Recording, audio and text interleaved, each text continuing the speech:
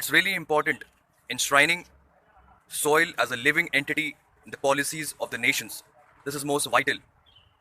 Considering a policy in all the nations, there has to be a policy that enshrines soil as a living entity.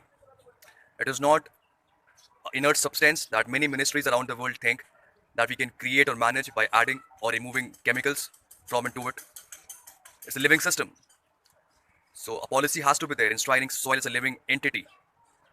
Just the way we have different laws in different countries for the animals going extinct. Now there are some entities which are not visible to our naked eyes, but they are going extinct. And with that pace, wherein no terrestrial or sea animal is going extinct, the species in the soil are getting extinct. We have to understand only treating those species which are visible to our naked eyes and protecting them with the policies that many nations have would not work, because these species, the living system, the living entities which are not enshrined in the policies of any nation, when they go extinct, there is no you and I that would remain. If they are wiped out, all of us are wiped out. Our entire life is dependent on those species which are not visible to our eyes.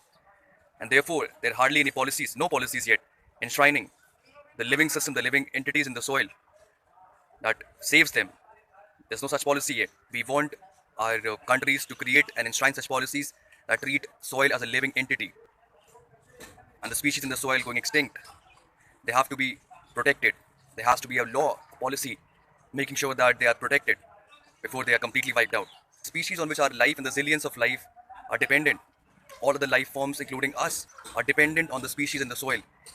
If they are not treated as a living system, if they are not treated as a living entity, the organisms in the soil as well as the microorganisms, they are required for us to live in the first place. For the food that you eat, the basic requirement of your very life, any money or wealth or any education or nothing will buy that if there are food shortages, serious food prices.